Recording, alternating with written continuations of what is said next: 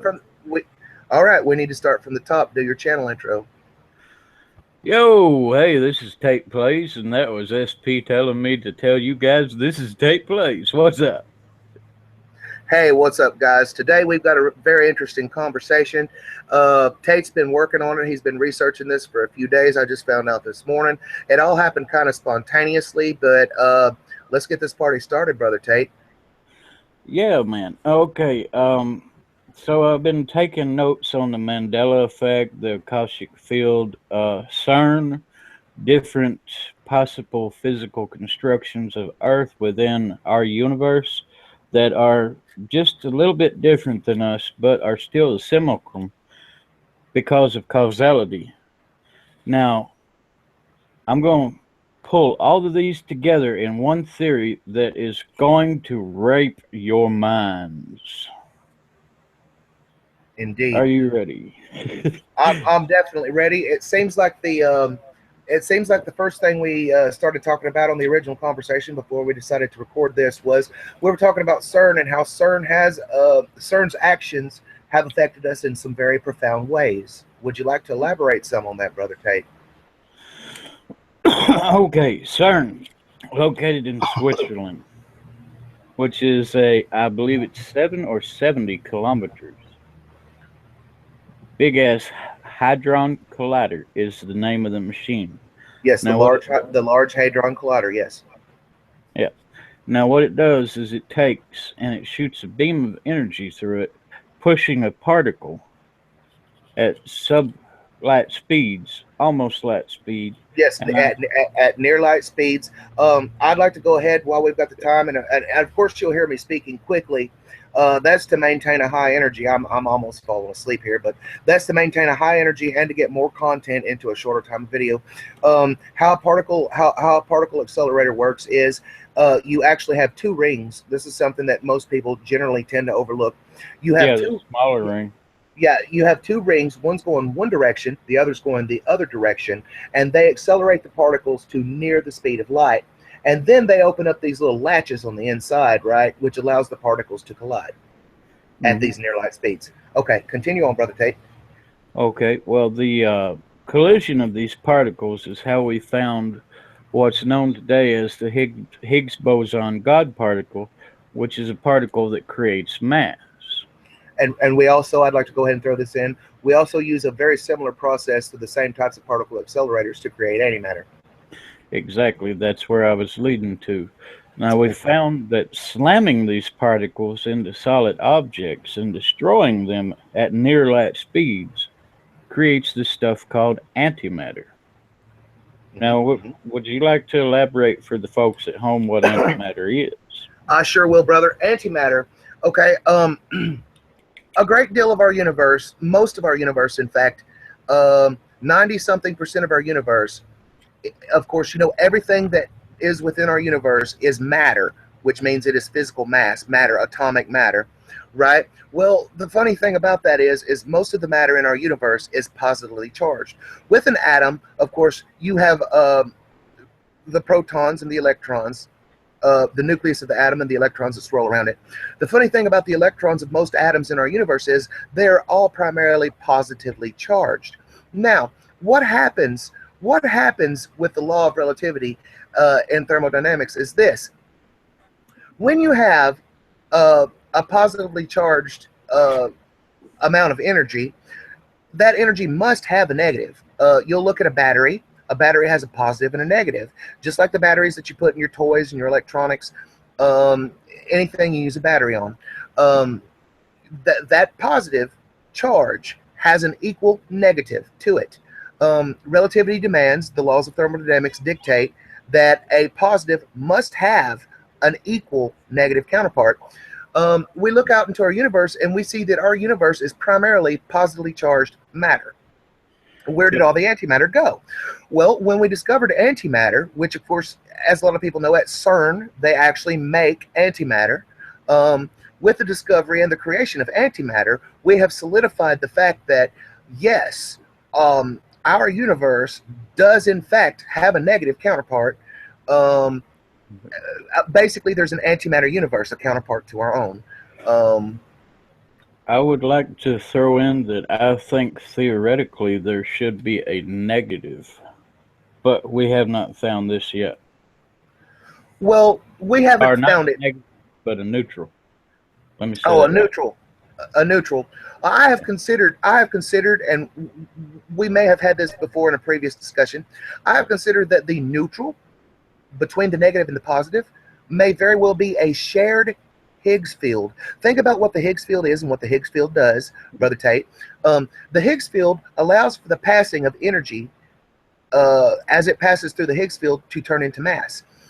I believe that the Higgs field could be the neutral between the positive and the negative. Yeah, well, see, that's in theory, that's what I'm going to lead up to is the use of the Higgs field as a conductor or yeah, a transmitter for something that will blow you guys' minds. All right. All right, all right, brother. I'm gonna do this. I'm not trying to interrupt the video.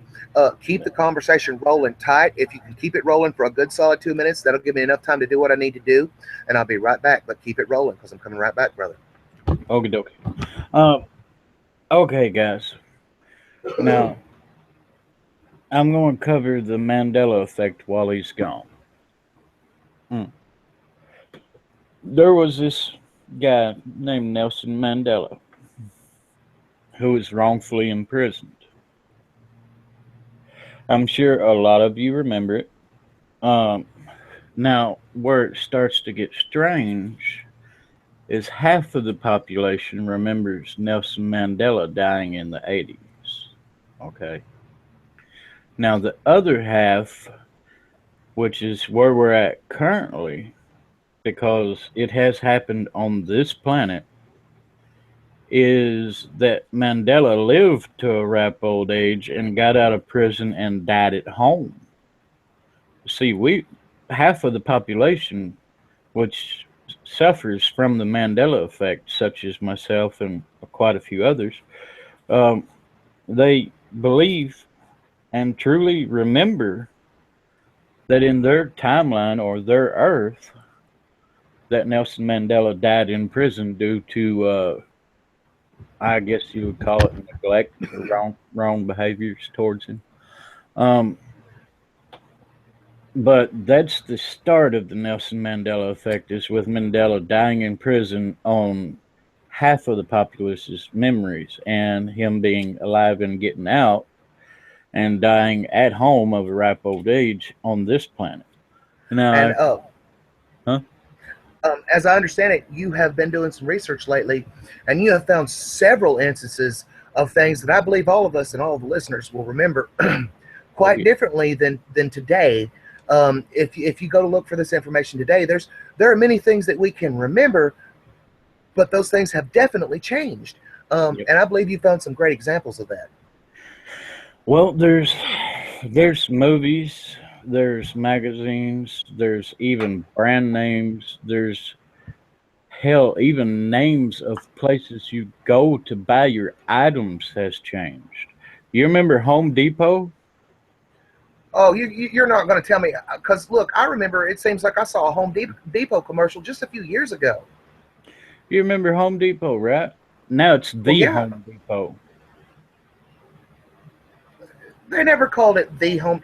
Look, I saw the commercials, but I mean, I'm not Yeah. saying that they don't, but I mean that they lots of things have changed.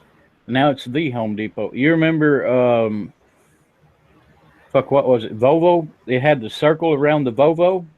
Yeah. Now it's the male symbol instead of just the regular circle. Huh. You remember Walmart?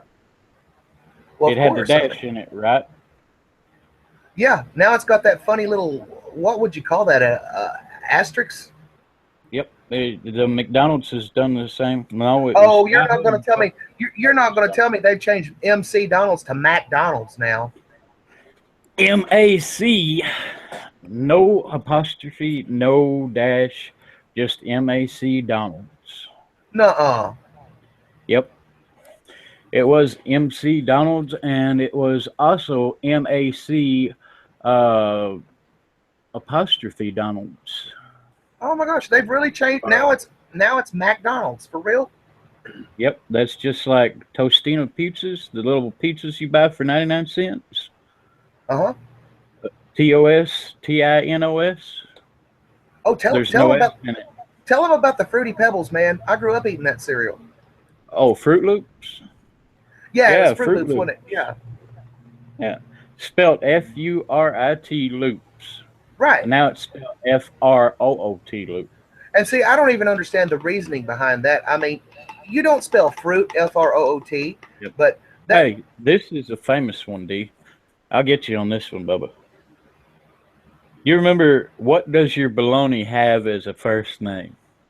oh, I know what my baloney has as first name. O-S-C-A-R. I What remember that shit. what does your baloney have as a last name? M-A-Y-E-R. I remember that shit. Yeah. Oh fuck, you may be from this universe. I'm just saying. Yeah. I The like I one like where I come huh? go ahead. I'm just saying, look. I like my bologna sandwiches. The one I come from, it's Meyer. Huh. Oscar Mayer, not Mayer. Well, the way I remember it, it was M-A-Y-E-R because Hmm. they had all the little kids running around, and they were all chasing after the hot dog truck. I mean, because like I would chase after a hot dog truck, but we don't have any here, so you know. Where I come from, it's Meyer. Ready Huh? Whip. How do you spell Ready Whip? Ain't it W-H-I-P? WIP? No H. Nuh-uh. Nuh-uh. Febreze. You remember Febreze with two E's? Yeah. It's only got one E now. Well, I mean, what's the deal, man? What Yeah. this all leads to the deeper question about the Mandela effect. I believe we were discussing this earlier, my brother. Oh, Um, the, yes. the, the, the deeper effect is you can dig and find all of these changes and all of these facts. It was like we were talking.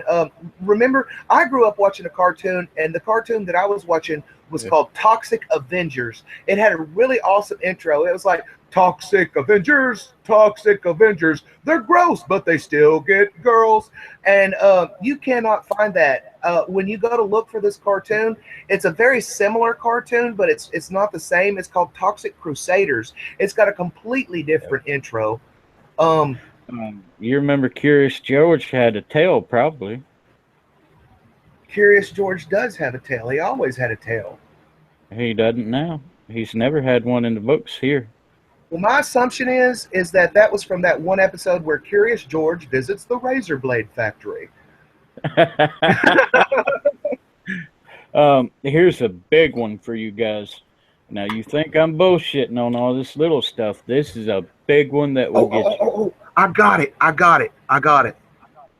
Huh? I know what happened to Curious George. What's that? He was the extra for that Dragon Ball Z fight when they fought Vegeta. Oh, they clipped off his tail. Okay, here's a real big one, D. This one will even mess with your mind. You remember, now, in this world, the Holocaust did happen. Well, yeah. Okay. Now, do you remember Hitler's eye color and hair color? Now, here's the thing. From this is just from my memory. I thought Hitler's eye color was blue, while his hair color was a dark brown or a black.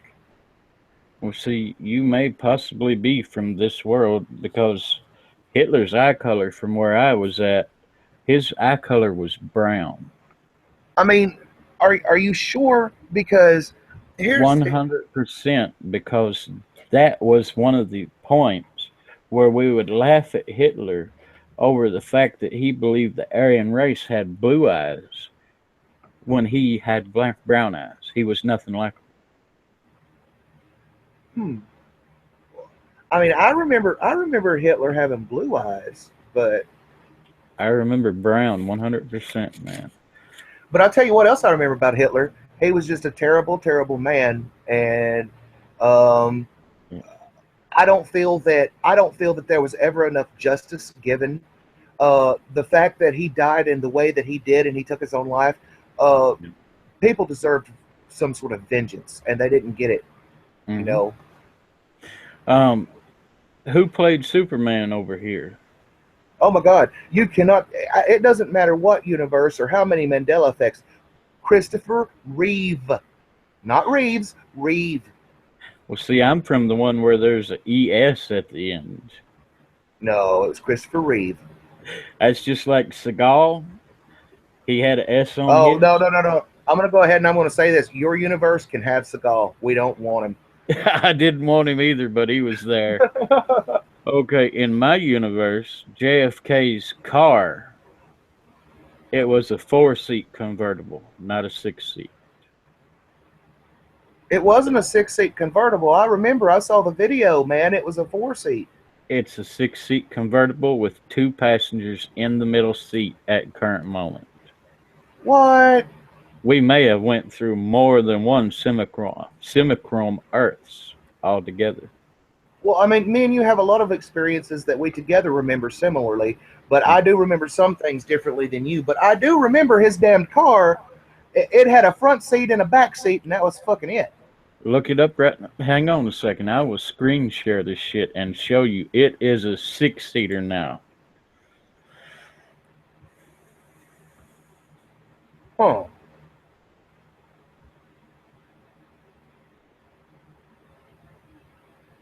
Give me a minute. I'm pulling up the picture and I'm going to pull up the right here. And let's do the screen share. Because I know you're more than excited to see this. Well, let me pull that tab loose from. I don't know why I don't use my. There we go. Let's pull that tab loose so it's easier to grab. All right. Let's get this party started. Now, can you see that right there? That's vastly different from what I remember. Okay, first I'd like to explain that the car that JFK was in, from the way that I remember it, it wasn't that color. It was a red limousine they were in. That's not the one that I remember. That's the one he's in on this earth. The one I remember looked like. No, that's the same one. That's not the same one that I remember. And first of all, whoever's in the fucking middle there, what the fuck is with them people that's in the middle? They weren't even fucking there. Exactly. In the earth that I share with you, the memories that I share with you, those 2 people were not there. That was not a 6-seater car. That was a 4-seater convertible. And the car was a pale red, or it was a pale red color. Yeah. So figure that one out. And also the outfit Onassis is wearing looks different. The hat looks similar, but there was no black in her outfit. Got another one for you, D. Oh, you don't mess with my Taz. Don't mess with Taz. How do you spell Looney Tunes here? Well, it was always Loony as far as I remember. The second part there, Tunes. No, I remember the Tunes used to be the Toon. Yeah, the Tunes used to have 2 O's in it. And yeah. Yep. That's not right. Same here.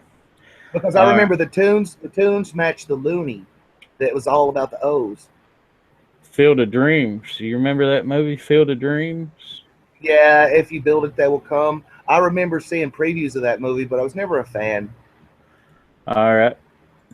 Watch this. Now you said it. If you build it, they will come. Right? Yep. That's been changed. If you build it, he will come. What? Yeah. No, because the whole point of the movie was if you build this giant fucking baseball stadium, the fans will fucking come. What the fuck is that shit? Exactly. What he are they talking about? I don't know. It's just like we mentioned, it's a beautiful day in this neighborhood. I remember the Mr. Rogers theme song. It's a beautiful day in the. He didn't even say the. He said the. It's a beautiful day in the neighborhood. You remember life is like a box of chocolates, Oh, right? now they're gonna fuck with Forrest Gump too. Yep. Mama said, or Mama always said, life was like a box of chocolates instead of he and is a box of chocolates. I remember the was. I remember the was. I remember life is like a box of chocolates. You never know what you're gonna get. Huh. Oh, I know this one's a good one for you. You're a big cartoon fan, right? Yeah. Johnny Quest, do you remember him? Yep. And his sidekick was it Haji? Yep. Did you know the spelling on Johnny Quest has changed?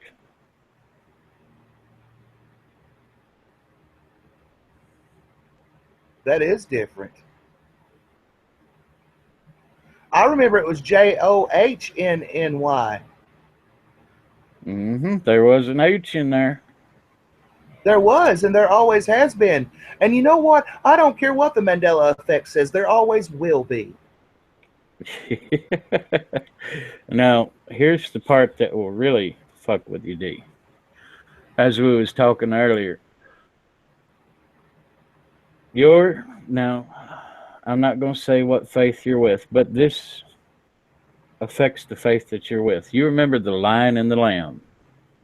Yeah, I remember the Lion and the Lamb. That it was a proverb, as I believe it was talking about like in the next life that things would be so peaceful the lion would lay next to the lamb. Yeah. And you see all these pictures of the lion and the lamb, right? Yes. Do you have a Bible laying around? I do. I would have to go to the other room and dig it out, but of course I also have the internet, which can double as a Bible. Isaiah 11:6. The wolf will live with the lamb. Isaiah what 11:6? Yeah. That's what it is now. Oh. They've changed the line laying with the lamb to the wolf will live with the lamb. So Oh, all of this begs to the deeper question, man. This Mandela effect, is it tied in with CERN and HARP's experimentation? And if CERN and HARP's experimentation can collapse the multiverse in on itself or collapse parallels in on theirself as it does, it begs the deeper question: why are they doing this? Are they doing this intentionally? Have they started a chain reaction where the changes will never stop? Um, Rather than just finding the changes, because clearly we could find changes all day. yep. More so, it begs the deeper question: who specifically and why? Is it a controlled experiment? Is it something that's spiraled out of control? Was it accidental? Well, Um, I'm going to get into my theory on that. And you guys can call bullshit or you can believe it, but this is what I wholeheartedly think I have found out. Okay, now, I believe in this thing called the Akashic Field, right? yeah, I've read up on the Akashic Field. I'll go this far with you on the Akashic Field. There's some interesting points to the whole ideology that there's a shared human consciousness. Um, I think that me and you divert at certain points on the Akashic Field. I feel that the Akashic Field is shared between all intellectual life in all universes. You feel that it's shared just planet wide. Yep. Well, I feel that all intelligent life in every universe shares the same Akashic field. But other than that, we're on the same page. Okay. The reason that I would like to expand on this, the reason that I feel that the Akashic field is shared between all intelligent life in all universes is the commonly held belief that people can pray to their deities. I believe that all intelligent life is connected through the Akashic field through all universes, but that's just my opinion. That's opinion, is all that is. Well, see, I think it's also used for more than deities. See, you know of faith healing, right? I don't place just a great deal of, ironically, faith in faith healing, But yeah, I do know of it. Okay, here's what I believe. All right. Now, faith healing won't work if the person does not believe in it. Why will not work If the person doesn't have the faith. if the person Um, does not believe, if they're not open to it? well, here's the thing. Do I believe that someone could be healed by their faith? I'm going to go on record as saying, yes, I do. Do I believe that someone else's faith could heal someone else? Yes, I do. Do I believe that somebody out there is shaking a tambourine, going, hey, oh, hey, oh, healed by your faith, have some little jewels and crystals and line your chakras? No, I don't believe in that shit. I don't Okay. believe, you know what I mean? Now, here's what I believe. I don't believe in the crystals and all that shit. That's some new age folk shit. Yeah, What I exactly. what I believe is that thought through the Higgs field becomes manifest into matter. Now, the Higgs field, I believe, is also connected to the Akashic field. The Well, it stronger would the have to be, yeah, you know. the stronger the thought or the concentration of that thought, Would you go on the record as saying willpower? yeah, the more willpower. If you have 15 people thinking the same thing, Yeah. I believe it could materialize that thing in that region. Well, while you're throwing the Akashic field and the Higgs field in there on it, it is a commonly held belief between people of faith that the more people of faith that gather together, the stronger their will becomes. See what I'm saying? Yeah. Okay, now I believe that this is how faith healings are performed. This is how quite a few other things happen within our world altogether. If enough people believe in it, it becomes real. It becomes manifest. I could almost, I know this would date my beliefs, but I could almost definitely follow you on that and agree with you. Here's to the point that I do believe that faith and positive thinking and belief in one's will can manifest.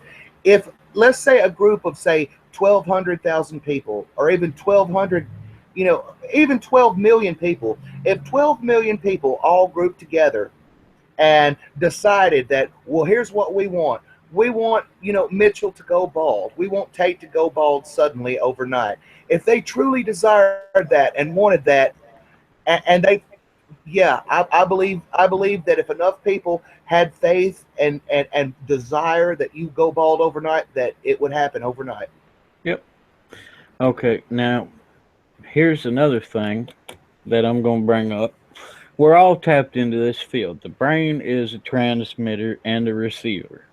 Mm-hmm. Okay. We've had this discussion.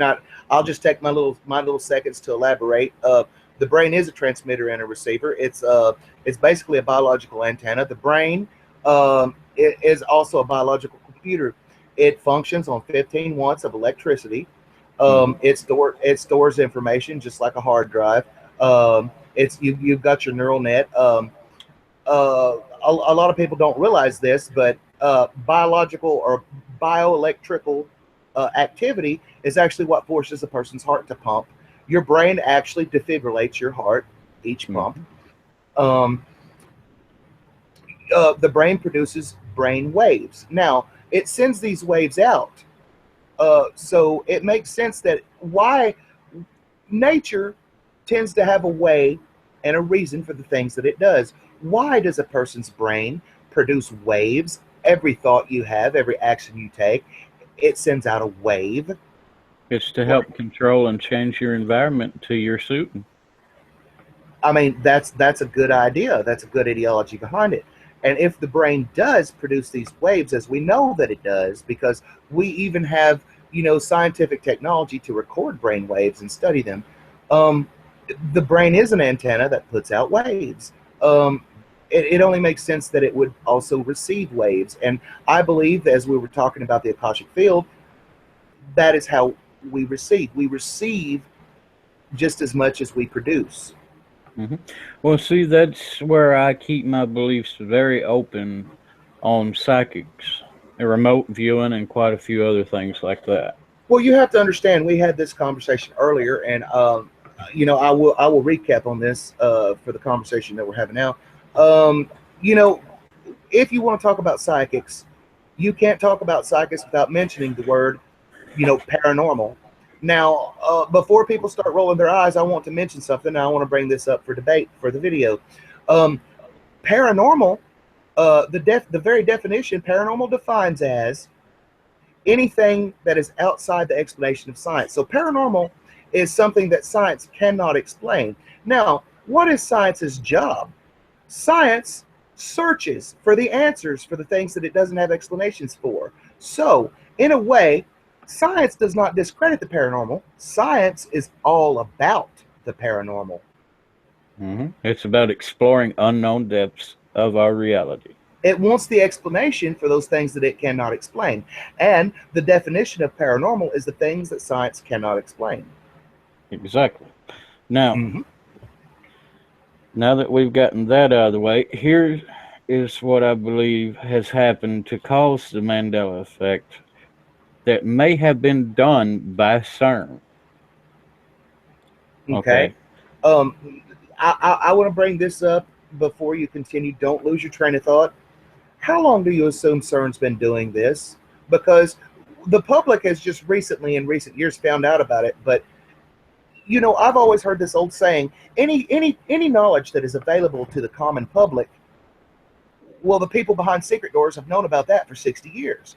Do you believe that they have been tampering with these same principles for possibly a lot longer than what they're willing to admit openly?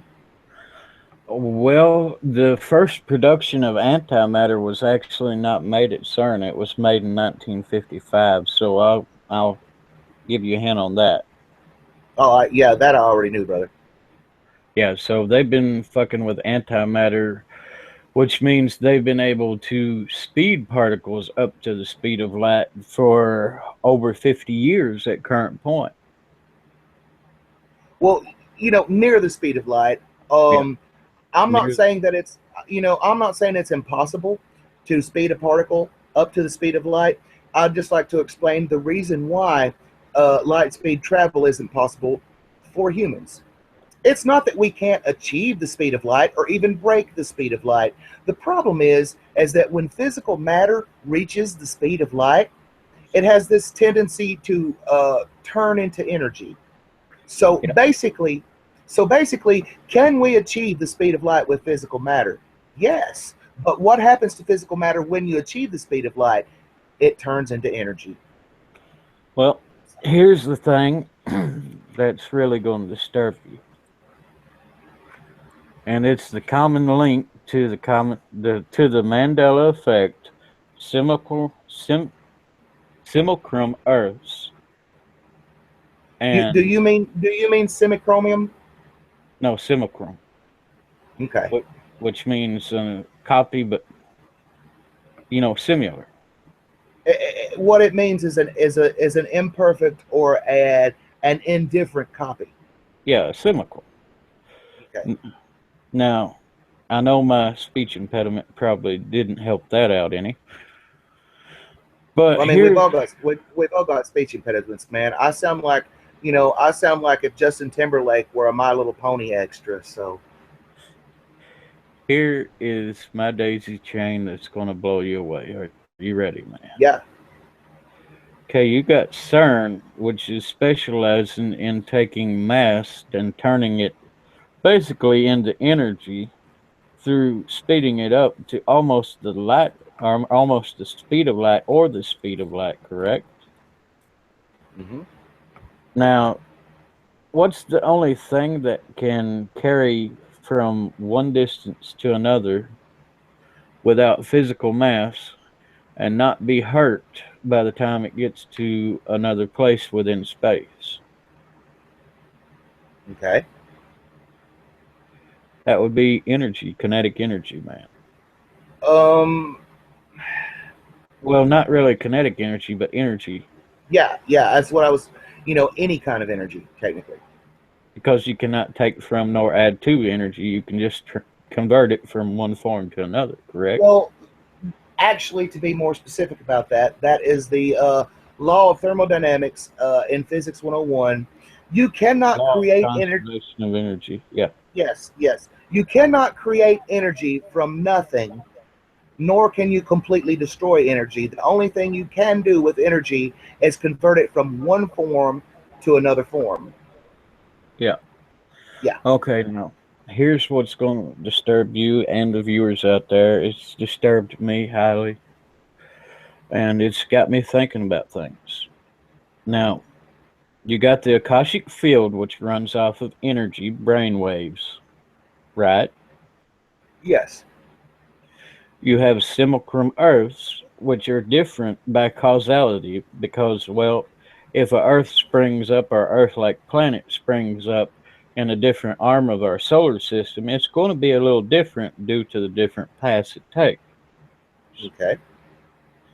All right. Now, how would you convert a mass group of people from one planet to another without harming the people, without billions of dollars of expensive machinery, uh, without having to span decades or even centuries of travel? Well, I mean, I could act surprised for the video um, Yeah. previously to our conversation that we had earlier, because I'm going to save that for you to explain, because you did have an excellent idea about that. Um, I would like to add to this, before your theory would work, they would have to be a near perfect parallel to us, though. Well, I mean, if you look at some videos and they're way out there, not a lot of people believe them. They have actually brought up differences in our biology that has been mapped and remembered. Yeah, but you have to understand that by your theory, you're not transferring biology, you're You're, transferring energy. you're transferring consciousness. Right, but right now, we've got a bunch of confused listeners. You need to explain that, brother, while I go and make a cigarette. Okay, now by my calculations and adjustments, I believe that CERN, which everybody is giving shit for doing a lot of crazy stuff, has done one thing that I may be completely wrong. This is a theory, but I believe they have saved half of humanity from the original Earth, where the Mandela people, the people that are suffering from the Mandela effect, are from, by transmitting their consciousness into this simulacrum Earth's Akashic field, which means half of the population is from a planet that may have been wiped out due to natural catastrophe or due to unknown reasons, or we may have just been sent here to do something.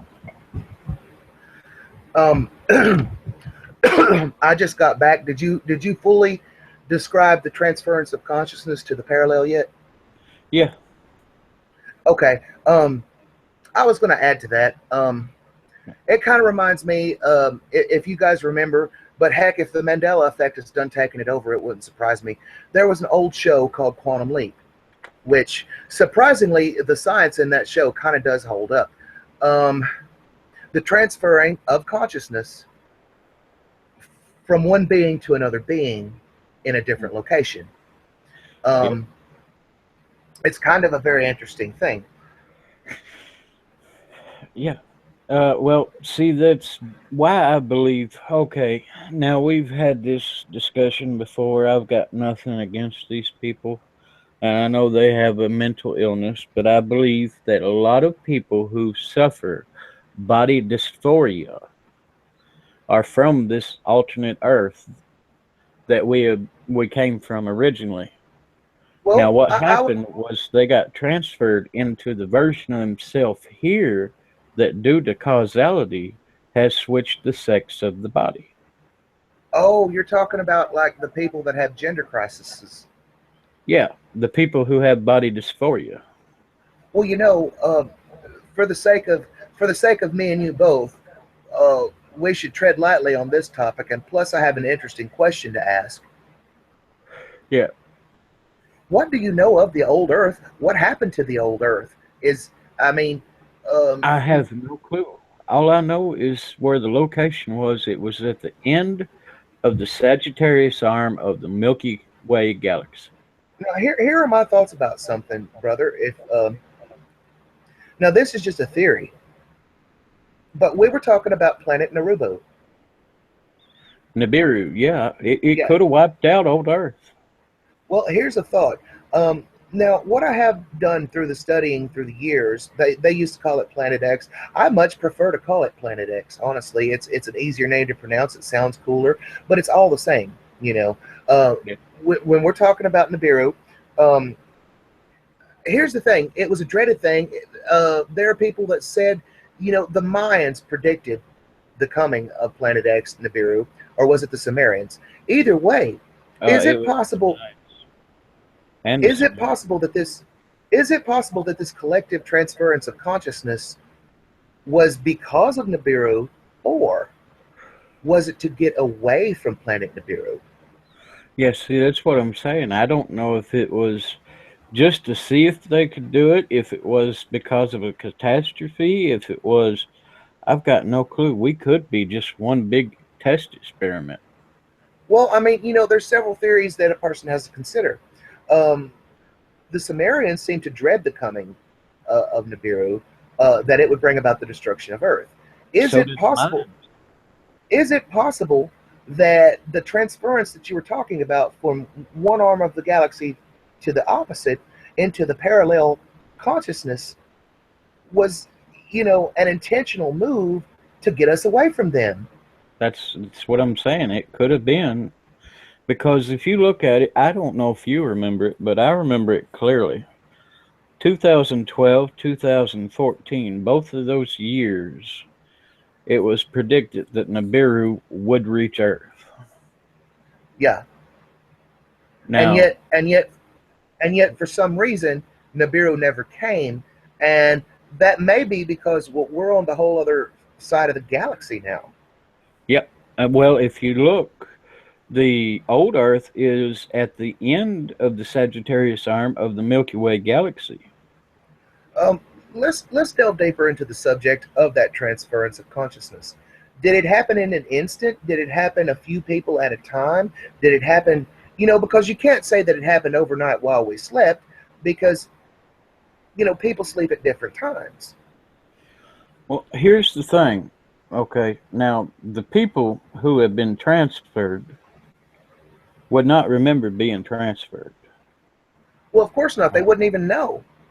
they would wake up in their what they think is their original body with maybe a few differences. Maybe they don't have the rat scars. Um, Uh, you well, know. I would like to go ahead and I would like to throw this in. I put up a post about this in the forums.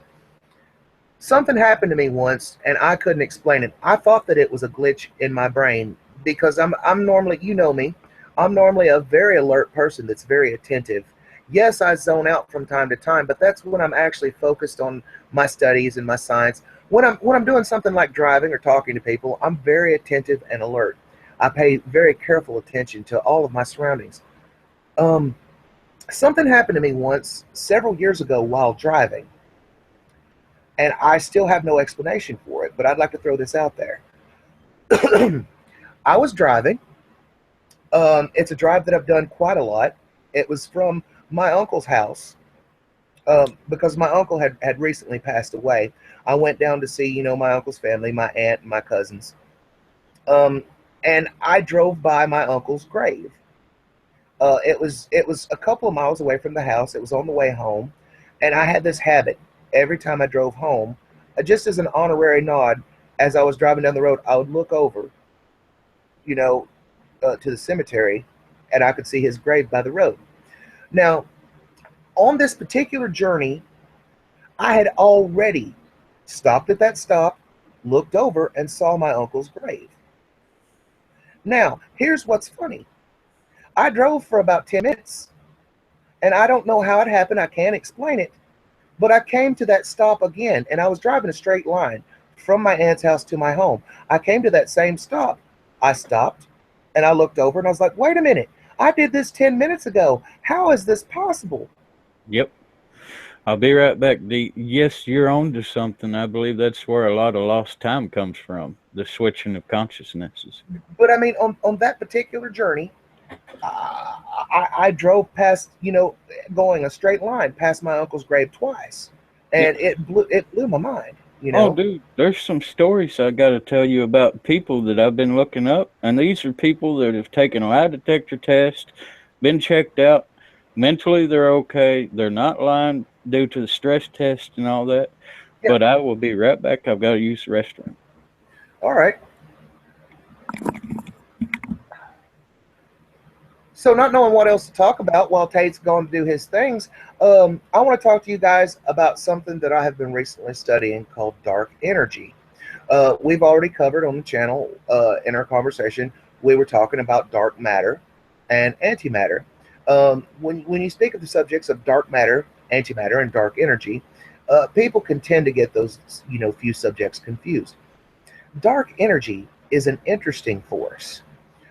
Dark energy is a force that's a lot like the Higgs field or space time in the fact that it permeates our entire universe. In fact, dark matter actually precedes our universe. It's putting a negative pressure on our universe and pulling on it from the outside. And in fact, all the way through our universe. They used to call what we call dark energy now, they used to call it the vacuum of space.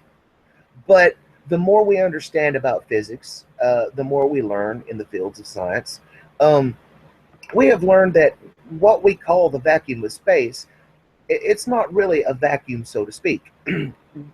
What is it actually vacuuming? There's no oxygen, in space proper. So dark energy is applying this negative force and causing space to expand by applying a negative pressure. Now, the reason we call it dark energy is because we simply don't understand what it is or what's causing this negative force to be applied. Are you back, Brother Tate? Yeah, I was listening to your model of the heat death of the universe. Oh, yes, that's what I was getting to. I was just, keeping something on a roll while you went to do your things, keeping it going. Okay. Well, Um, hell, go ahead and finish that. I'm sure okay, it's interesting. all right. So, think of the universe like this. A lot of people have a lot of different theories about the universe. You'll even hear some people say, "Well, the universe is flat, or the universe is shaped like a saddle." No, that's insane. Okay, first of all, the universe is not flat. That's just as silly as 400 years ago people saying the earth was flat. Okay, if the universe exploded from the Big Bang, it exploded at 360 spherical degrees. It didn't explode flat. How many times have you lit a firework and it exploded flat? It doesn't. Exactly. The universe is not flat. The universe exploded like a bubble, like a big round spherical bubble. Okay, and here's the thing: our universe is very much like a bubble. I could go on and on about how I believe that the original Big Bang was such a catastrophic event in space time that the original Big Bang event is still continuing on, and that it has produced a great number, almost an infinite number of universes from that same Big Bang event. But right now, at this point in the conversation, I'm talking about just our little bubble floating in the multiverse, just our one bubble. So there's this negative pressure on the outside of our bubble. We call it dark energy. We call it dark energy because, well, we simply don't know what else to call it. Dark energy is the stuff that is in between our bubble and all the other bubbles. If you think of it like bubbles in water, it would be the water. The bubbles would be the air, and there's the water. We really don't know what to call this dark energy that is the stuff in between our universe and other universes. Yep. But here's the thing. The heat death of the universe. Eventually, if you blow a bubble and you send it out, what happens to that bubble? How many times have you ever blew a bubble and that bubble lasted forever? Bubbles tend to pop. Now, Yep. one day, the negative pressure that dark energy is creating on the outside of our bubble will reach its limit. It will cause the acceleration because, as I was explaining, the negative pressure that dark energy is applying to our universe is causing our acceleration to expand. Now, as we were talking earlier in the conversation, physical matter, mass, when it reaches, the speed of light, mass tends to convert back into energy. When the negative pressure reaches a point when our mass of our universe is expanding beyond the speed of light, our bubble pops. And here's the thing: we are 7/10 of the way there. Are you aware, Tate, of how fast our universe is expanding? It is nearing the speed of light in its expansion right Mhm. now.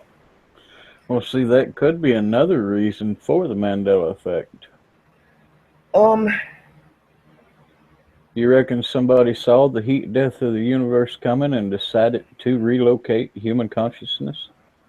well, I mean, you've got a possible theory there because you've got to realize that when a bubble pops, even though it tends to happen very fast, if you actually, through a high speed camera, millions of frames per second, watch that bubble pop, it doesn't all disappear instantly.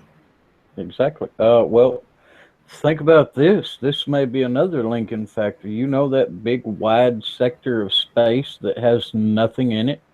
Yes, the boot's void. That could be our old home. I've often wondered about the Boots Void. There's a lot of theories about the Booties Void. One of the theories that I like to entertain just because it's fun, we were talking about, civilization types and the Cardassiv scale. Do you remember? Hmm. And we were talking about how when you reach type 2 and 3 and 4 civilizations, they have the technology and the ability to create something called a Dyson sphere. Yep. And the Dyson sphere is when they're able to harness all the solar power from their stars. Now, let's just say for a second, if you look at this Bootis void, assume for a second, if you will, the reason we're not seeing anything in that area of space is because some highly intelligent culture there has mastered the ability to harness all the power of the stars there. Or it could be cloaking it because it doesn't want Well, us to see what's inside. I would like to go ahead and throw this your way because this is a fact. This is what leads into the theory that it could be an intelligent civilization. Through X ray imaging, because we've got different methods of looking into space besides just looking at the light. We've got X ray and radio waves. Through X ray imaging, you would actually see, and you feel free to look this up on Google right now if you want. The Bootis Void is absolutely chocked full of stars, homie. Yep, yep. Well, here's some very, very interesting things that I was saying.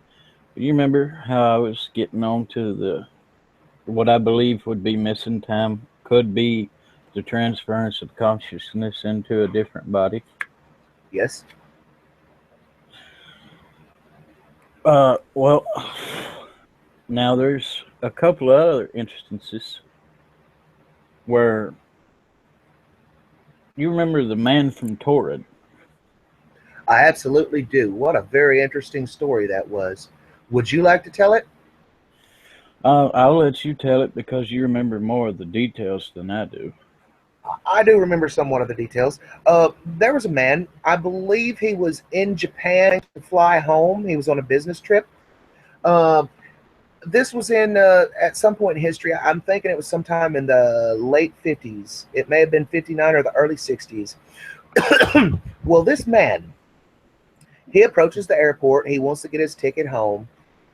They go to look at his passport and they go, exactly where are you from? And he says, I'm from Torrid. It's right between, here and there. I don't remember the places on the map. It was somewhere in the middle of Europe, basically where the United Kingdom is today. Um, okay, so he's like, I'm from Torrid. It's right here and right here. And they're like, what's Torrid? We've never heard of Torrid. We run an airport and we've never heard of Torrid. He's like, it's been there for thousands of years. This is my country. It's like, come on, work with us here. You know, and so they detain the guy because they want to question him because they think that it's possible that he's some sort of a spy. They take his passport. They look at his passport. His passport seems completely genuine. They give him a room.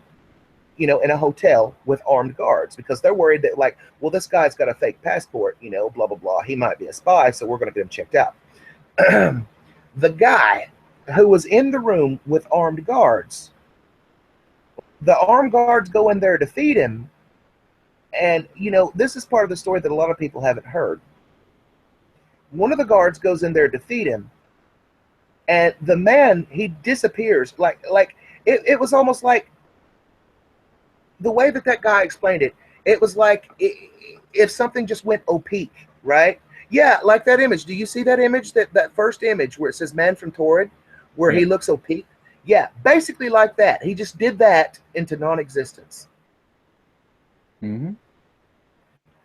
Okay, now there's other examples of this that's been documented. There was a woman who I believe physically passed over, or if not mentally passed over to this earth. Now, this woman, she went to go visit. No, I think this may be two separate instances, but it's all together in one story that I listened to. It may be two different people, so I may be getting this wrong. But there was this woman who went to go see her hometown where she grew up in, right? Right. I'd like to go on the record as saying this, that I feel that I could have added the details. Me and you have spoke about this story so many times. We're taking things for granted that the listener may not fully understand. So I need to go ahead and throw this out there. The reason it is believed that the man from Torrid was absolutely convinced that he was from the country of Torrid, which did exist, and the reason that it is believed that he vanished into thin air as he did, was that this man was from a parallel dimension, a parallel Earth, that he somehow shifted from his plane of existence into our own and back again. Mm-hmm. And Okay. I needed to explain that so people didn't get confused about what we're talking about. Okay, now there was this lady. I don't remember her name. I cannot tell you for the life of me. I wished I could. I wished I'd prepared for this part. But there was this lady who was talking about going to see her hometown. And she said when she went to the town, the houses were different. The block she grew up on was different. The people that lived around her were different. Oh, And I that remember this. I remember this story. Go ahead and tell it. But I've heard this story before. I just wanted to bring that up. the town had an eerie feel to it, like a darker feel to it. Yeah, almost like the people were upset to see her or angry at her. Yeah. And then she went back home and she went back And it was different again. and it was different again. It was everything she remembered, all the people she knew, and it was friendly. So how did she go to the Yeah, same location? it's believed that because of possible vibrational frequencies, or I'm going to go ahead and say it could even go back to C.E.R.N activity, that she did physically vibrate or shift into a parallel reality for a short time. Maybe that area on the map was affected all together in general. Here's the thing: how do we know which side it was affected on? How do we know that it was our C.E.R.N? Think of this. Think of this. How do we know that the parallel versions scientists weren't screwing around with something and caused that to happen? Well, hell, if you think about it, if two different parallel people are working on the same project that's going to merge Exactly. the universe together, Exactly. you're going to get an area on the map that's going to be merged together with different memories, different people, and different because of causality within itself. And this all goes back in a circle to the Mandela effect. Hmm. In a way, I believe honestly that it was our consciousness transferred and not our physical bodies. But with the thing we're currently talking about, the theory we're currently talking about, it could be our physical bodies shifted into another dimension or Yes. universe or whatever. All right, brother. I really do hate to start wrapping it up about right here. Of course, me and you can continue talking, but I'm just saying you probably got close to an hour video Yeah. right here. You got a You good know, point. and yeah, I feel right now is a great time. The energy's remained high, and to be honest, I believe we're almost running out of topics, Holmes. Hell yeah, man. But yeah, dude, there's shit. There's a lot more I could say on the topic, but I'll save it for another video. Oh, I mean, go ahead and continue. I'll stay with you if you know. But I'm just saying the editing process is going to be a pain in the behind. Oh, I'm just gonna put this up straight, man. Yeah, we did a pretty good job on it. Let's continue then. Okie dokie. All right. Now, there's another thing. Since it is daylight and I can speak about it, Oh, let's do the shadow people. yeah, that's included into the paranormal effect that science can't explain. There's another thing that C.E.R.N, I believe, is responsible for, and it's quite a few paranormal happenings due to the creation of antimatter and the shifting of planes. Yeah. Have you ever thought about that, D? Well, here's the thing. When you get into something like causality and you get into multiverse theory, I have told you that I believe it's 28,000 light years away from our galaxy. They have found evidence of a trace. Now, this is through radio telescope imaging, red shifting. They have found traces of evidence of an energy signature that shouldn't be produced in this universe. The reason that I say it shouldn't be produced in this universe, we know where our gamma wall is. Our gamma wall is 94 billion light years away. We can look and see our gamma wall.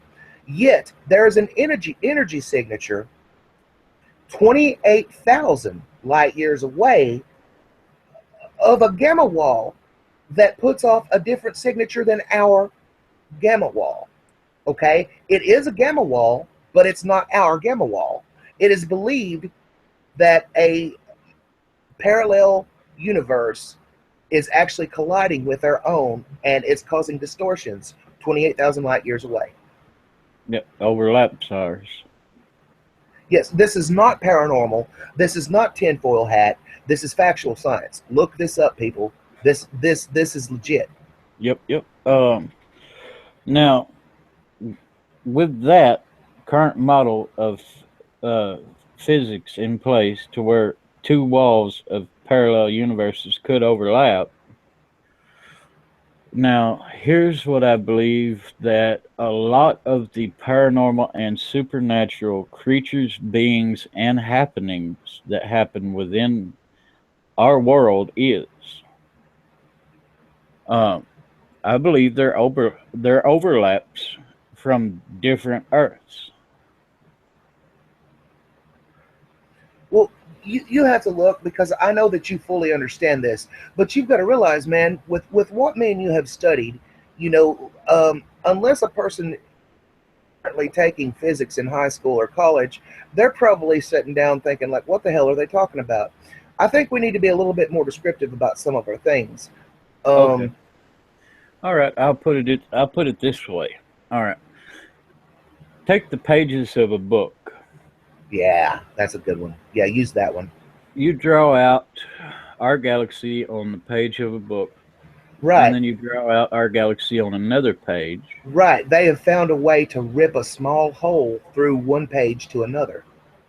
Well, it happens naturally, anyways. Well, yeah, but when it happens naturally, we're not able to access or get to those. And it happens naturally within every singularity, but it's only at one atom thick, one atom wide. Yeah. But when you draw our universe on one page and then draw it on another page and you overlap them, they're not going to be exactly similar. They Well, will be here's off the thing. by so many millimeters. Here's the thing. You're looking at it as in two different drawings. I have a similar theory that's almost identical to your own. If you're No, they're the same drawing. They're just placed on a different placement, drawn to a different scale. No, check this out. etc. Check this out. Check this out. When you were a kid and you were first learning how to draw, right? Uh, I don't know if your mother had to teach you, like me, but sometimes I would push too hard with the pencil and it would leave an imprint on the page underneath it. You know, Oh yeah. that's how I think about it. Same universe. It left an imprint in another Well, see, on that's what another I believe. page. That's what I believe happened on some of the paranormal things. Now, some of them they didn't quite shadow all the way through to our page. Yeah. Okay, they're just halfway here, partially. Right, because like think about it. Think about it. Think about how this would be. Like even though that it left an imprint on the second page, that imprint's not identical to the T. It's not identical to the T. It did leave an imprint on the second page to where we can see it, and it's misaligned. If you look at most of your paranormal events, ghost apparitions, shadow people, all that, they're at least an inch to a foot off of the floor every time. Yep. Yep. You see what I'm saying? Yep. Now, I believe that the spillage over of these things, whether it be from the spirit realm or whether it be from a parallel universe, it doesn't quite align with ours. You know? Yep. Yep. Now, I believe in some parts, on some things, when the pencil has been pushed hard enough that it pokes through and leaves a mark on our world. Yeah. You got me? Yep. Now, this is where I believe that certain creatures that cannot be explained has come from because they have evolved differently. Yeah, that's something that I wanted to address. That's something that I wanted to address with you because we were talking about quantum causality and quantum entanglement. Mm-hmm. You've been sticking primarily with the parallels to human life, but within our own universe, all the other forms of sentient life would have parallels to themselves.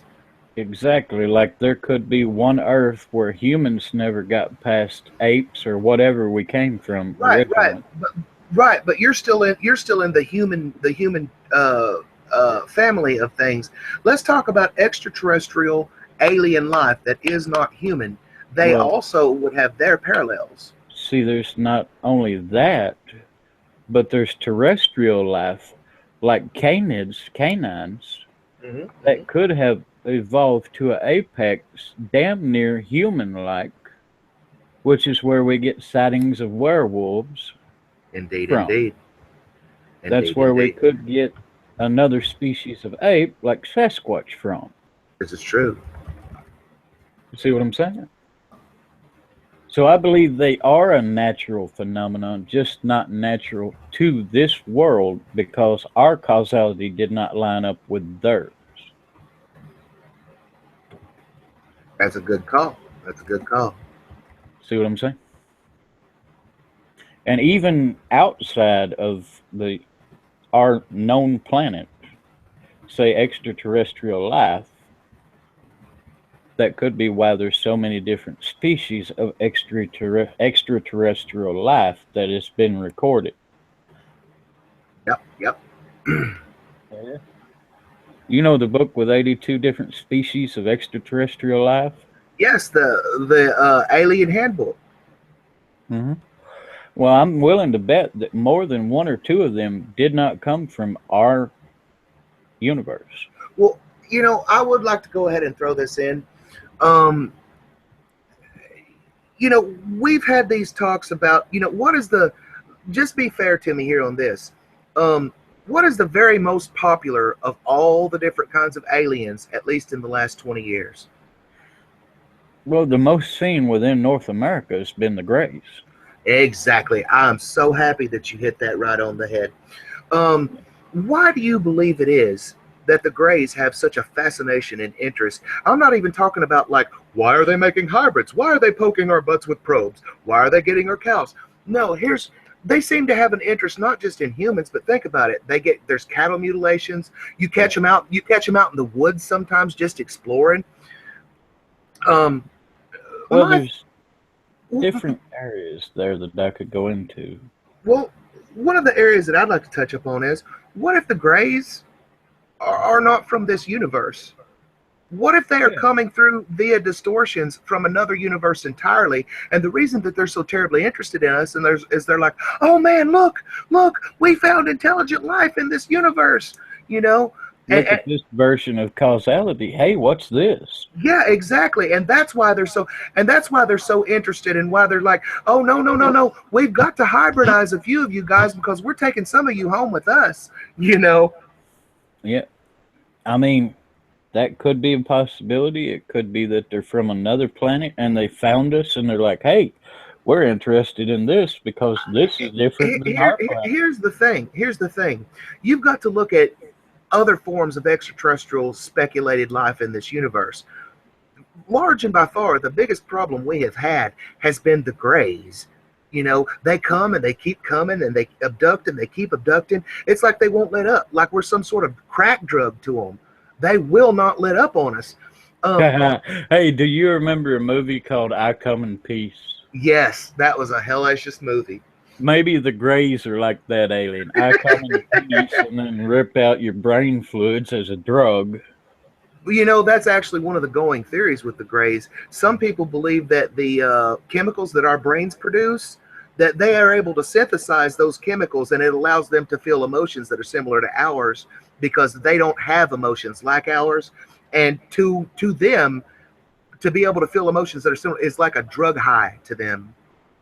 Well, it has actually been proven that emotions can create a high within the brain. Right. But if you're some sort of super intelligent creature that's part of a hive mind, you know, I would You're say not that going to feel that. right. So that hence the need for the drug. Well, have you heard of the current trend of people called SJWs? No. Social Justice Warriors. Ah. Okay, now they pick one topic and they drive home what they think is their absolute facts that are completely fucking wrong because they don't know the real facts. So they're just running off of emotion. Yep. And what this does biologically within their brain is it stimulates all the right pleasure components to where they literally get a buzz and get high and get hooked on it. Really? Yes, literally. Biologically, it does do it to them. Wow. Yeah. So they're literally burning out their brain with emotions. Now, don't get me wrong. I believe a person could burn their brain out on particular emotions. Yep. I mean, you've known me for a long time. I don't know why I am the way I am. It's just the way that I come out. I came out of the womb like this. I'm a very passionate, emotional man. You're susceptible to it. That's why I try to change topics with you so much. Yeah, I mean, as I think you discovered the other night, there's certain topics, especially live on the air, really not to discuss with me. Yeah, because you're a pit bull, man. Hey, but man. It does create a drip of serotonin within the brain. I think that's the correct one. I'm not for sure. Well, but it makes it pleasurable for them, even though logically within their higher senses, they realize that, hey, this is not good. I don't need to be doing this. Yep. Yeah. But yeah, it's a real thing. Biologically, humans are being addicted to emotions like crack at current state. So I could see aliens being addicted to human emotions like crack. Well, man, I mean, I could look. You know, I hate to sound like a terrible pervert, but this was one of the topics that was brought up on the forums. They're like, why would aliens travel all this way just to get women pregnant? And I tried to bring this up in an intellectual way, but I'm not trying to sound perverted about this. I feel that some of Earth's women are so attractive that even possibly an alien culture could find them to be attractive. Do you see what I'm saying? Like, look, let me give you an example. Let me give you an example.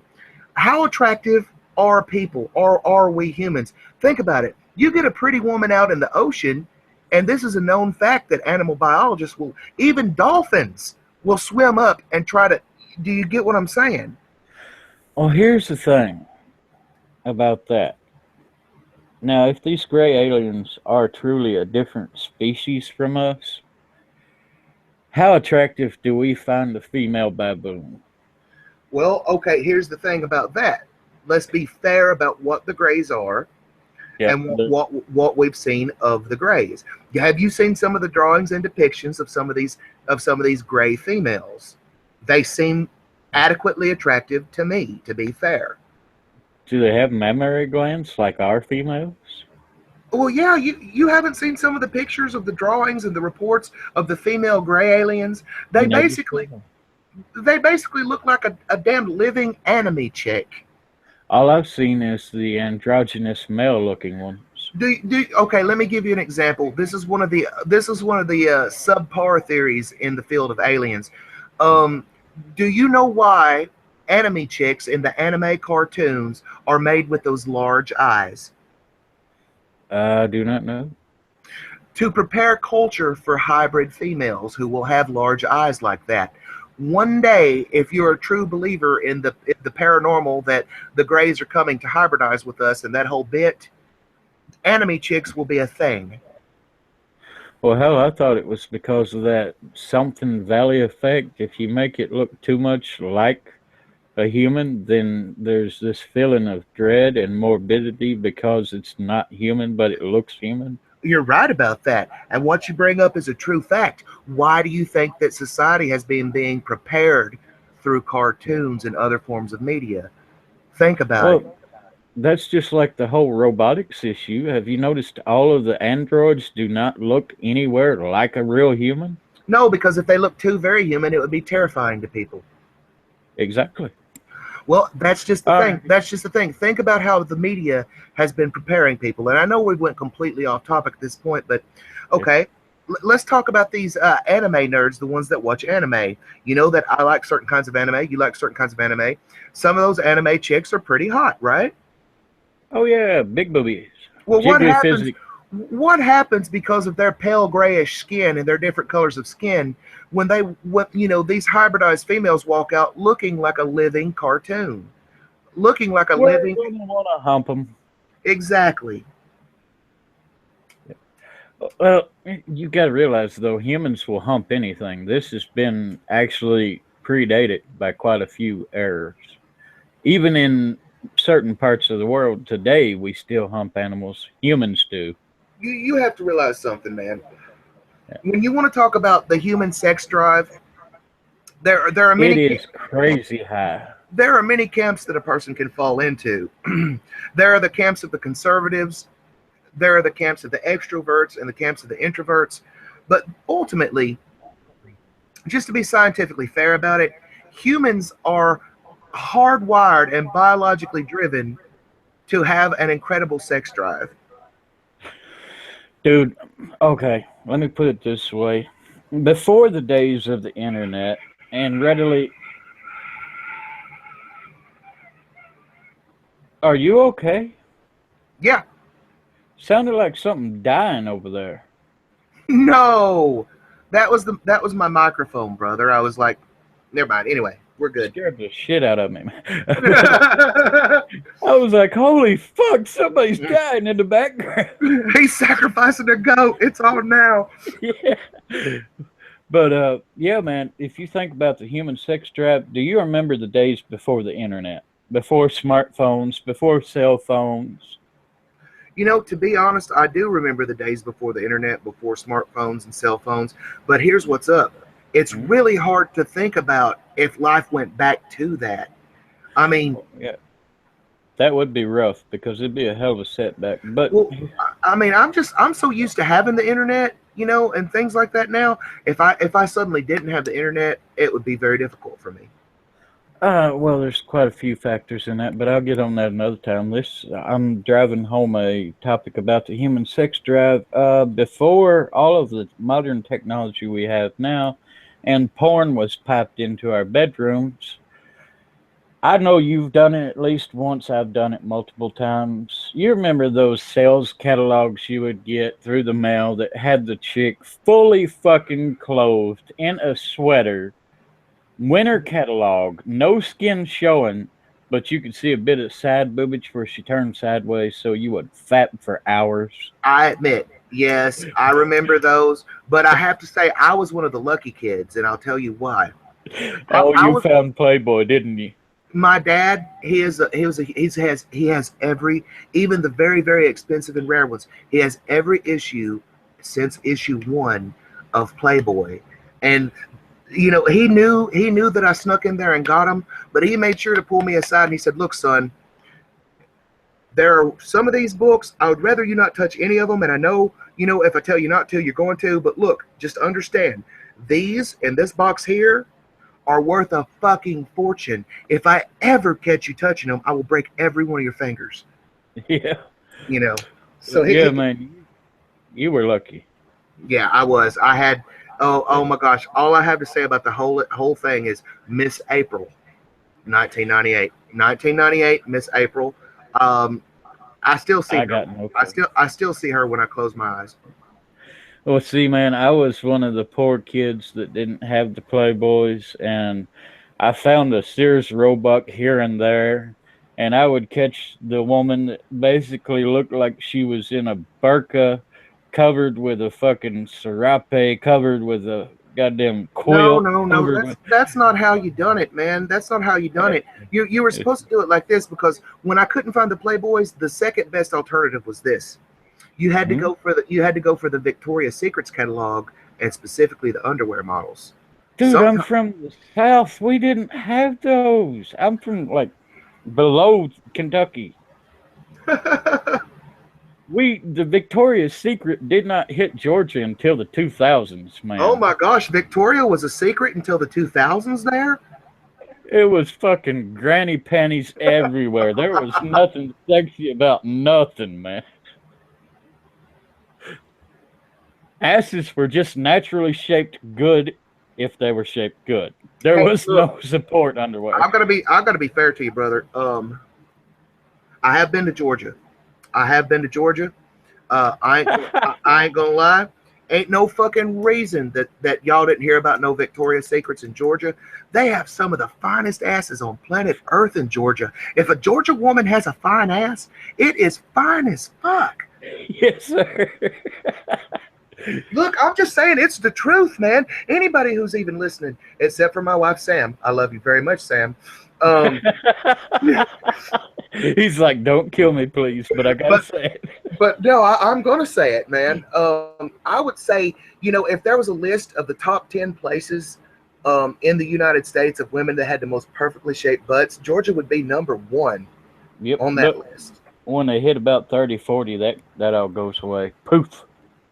That's terrible. I know, man. It's like the curse of Georgia. Well, I mean, I'm not making this up, dude. Look, I'm from Kentucky, right? I went to Georgia to live with my brother for a couple of months. I went walking in the park, and the most interesting way to flirt with a Georgia woman is to just, act like you're walking and follow behind her. They know you're looking at her butt. Yeah, and they don't give a shit. No, she actually turned around and smiled a few times. Yeah, but man, I'm gonna go ahead and cut this because we're so far off topic, and I'm sure the listeners don't want to hear about us fapping all the time. Well, I mean, I'm just talking about the Georgia butts. Why do you think I walked behind so many women back then? Well, I I mean, had fappage for days. I'm not saying there's anything wrong with Kentucky women's butts. I grew up in Kentucky. But no, there's something special about Georgia women's butts, man. They are pear shaped and beautiful. They look just like a peach, man. Yes, No yes, lie. the Georgia But peach. yeah, this has been Tate's Plays with SP, and I can never say my damn name of my channel right. SP, you want to do an outro or a channel hook or something? Um, Normally I wouldn't do a channel hook, but you've kept up with me and what I've been doing lately. You know, I've been working really hard on a certain video for almost a week now, day and night, monstrous editing on this. Um, Anybody who would please stop by SP channel. Hopefully, Tate will drop a link in the description. Um, I've been working really hard to provide content, hopefully content that people will enjoy. I, you know, there's so many varied interests out there and so many topics that I can cover. Drop me a line. Let me know what you want. Let me know what you would like to hear. Um, yeah. Other than that, thanks for listening. I am sorry. I'm not normally so perverted. Uh, But I he's am a half asleep. Well, I am a straight male. You know, it's not like I'm going to sit around in a topic and we start talking about butts and I'm going to go, no, thank you. I don't like butts. Nah, that ain't how it plays, homie. Dude, that's how the millennials have been. They have scientifically been trying to figure out why these 20-year-olds no longer have boners. Well, it's kind of like there was a study on that in Japan. I'm not really sure. You know, I think it's got something to do with we live in a different time now. And I'm not saying this in a negative connotation. You've got to look at what's really going on, brother. We have scares of sexual diseases. We're in a time of war. We're in a time of poverty. We're in a very conservative time as compared to when me and you were younger children. When me and you were younger children, it was not unheard of for, hey, have you heard from your kids? Oh, hell, they left 3 or 4 days ago to go party somewhere. They'll be back. You know, because the country was in a different mindset back then, and they knew that you were most likely safe somewhere. But times are different now, you know. Dude, at current state of ingress where our country is, if I knew shit was going sideways and America was going to implode and we would all most likely die and I was afraid of this and that, the first thing I would do? Yeah, it's the first thing that I would do. I would go find some hot bitch and proposition her to fuck before we both die. Oh, no, no, no, no, no, no, no. There's different ways to do that, homie. You don't go find her and preposition her. You go find her and then you proceed to tell her, hey, you're You're the going pretty. with the caveman. You're going club her over the fucking head and drag No, her no, back no, home. no, no, no, no. You woo her mind with intellect. You let her know, like, hey, you know, don't take this as a perverted thing. You're the prettiest thing I've seen all day. But see, Maybe you know, I'm the bluntest sword in the rack, dude. you If know. you smack a bitch with me, she's getting the blunt end. Oh, no, no, no, no, man. Look, I'm not one of those people that's like that. I'm not going to say that I'm a player or this or that or the other. I will say a little bit of charm and tact will take you far with women, almost any of them. Yeah, but if you do that, you got to keep it up, and then eventually it becomes boring, and you Oh, hate no, no, each no, no, other. no. Blah blah blah. Check this out. Check this out. That just goes to the old adage believing that, you know, that the charm and the tact is a front. Work that shit into your personality. Have some real charm and tact. You I know. don't. I've never had that, man. Dude. Think of the bluntest thing you can think of, and then times that by 10. The bluntest thing I can think of is actually imaginary to the rest of the world. You know how like you've got a mental image of everything you think of. You know when people play the game of paper, rock, and scissors, the bluntest thing that I can think of is that damn rock from paper, rock, and scissors. Take that rock and turn it into a boulder. Then you got me. You got my personality. No, no, no, no, no. Um, Trust me, trust me, man. That's why they write books. That's why they write books. Look, let me write down about 14 different things you can say to a woman and then just be yourself. And look, it'll work. It'll work for it, dude. This shit would work for Godzilla. unless it's You, unless you, it's do you want to fuck? Do you want a sandwich? Do you no, want no, to no, no, take a no, nap? I got nothing else to say. no, no, no, no. That's the main part right there. Do not ever, do not ever approach a woman about sex. If you walk up and you have the intellect and the charm and the wit, it will not be long before they proposition you. If you know what you're Well, doing. see, the thing is I believe in. I'm a capitalist at heart. I believe that you cut the bullshit, you get straight to the deal. Hey, look, this is what I got. This is what you got.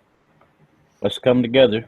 Well, I mean, Get you know, it's just a different point of view and what works for me. I'm not saying that what works for other people doesn't work for other people. So, I'm not saying I have an absolute key card to everything. I have found that what works for me is I've noticed that, you walk up to a beautiful woman, she's done heard it all from everybody. She's heard every pickup line, every, you know, possible, mm-hmm. you know, she doesn't want to hear the same thing from me. So, that's when you walk up to them, it's like, hey, you know, that, blah, blah, blah, blah, blah. Yeah. Nice, nice, nice thing. You've got the prettiest such and such I've ever seen, you But don't, she's already heard that. What she wants to hear is, do you want to fuck or do you not? no. You walk up to her and you ask her something along the lines of, you would walk up to the woman and you'd be like, hey, have you ever thought about causality? Have you ever thought about multi? No, seriously, seriously. You would think, Yeah. no, check this out. Check this out. Hear me out. Hear me out. Chicks dig the nerdy thing. If you really know your science, seriously, walk up to a chick and start speaking science. She will be asking you to have sex later. That's because you're proving, number one, that you have the intellect to create a decent offspring.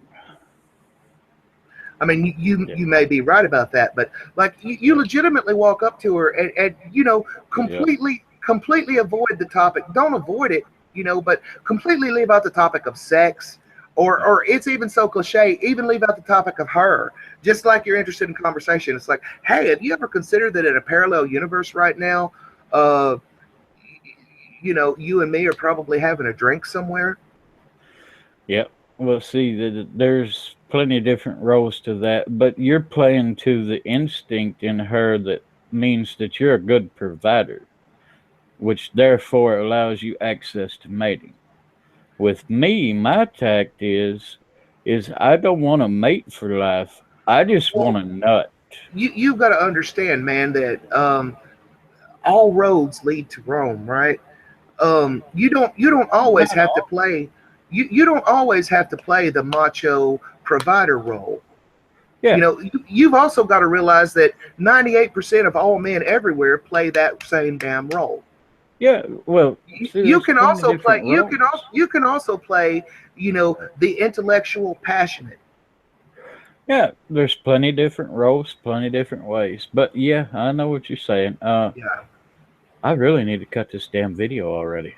Okay, well, let me just go ahead and say this to the people that are listening to us. If you've listened for this long, I love you guys. You are definitely the kind of people that we want to. If you're still here listening to us ramble on about what we're rambling on now, you are the kind of people we want to talk to. Please Yeah, hit us up with some comments. comment the hell out of us, man. And if you, I would go so far to say, as if you want to talk with us, as long as you're over 18, can carry a decent conversation, and don't get drunk off of your fire water, we're more than welcome to talk to you. You're more than You're welcome to talk to us anytime, anything. Yes, yes. Usually our conversations are on live. I believe Tate puts up a link in YouTube to let the world know. Just click and come right in. We'll start talking to you. I have been for the last few days, but nobody's actually come in. So what I'm going to do is just wait until they comment and say, "Hey, we want in." But I need to remind you guys, when this goes live, I can't see it until it's finished. So if you want in on the next conversation, you need to tell me ahead of time and give me a way to contact you at the time that I started. Yeah. Because while broadcasting, I can't see it on my channel until you can see it out there, but I can't see it on my channel until I hit stop play. Right. Yeah. But yeah, I love you guys if you've listened that long, and I hope to see you in the next one. and Yes. have a good one.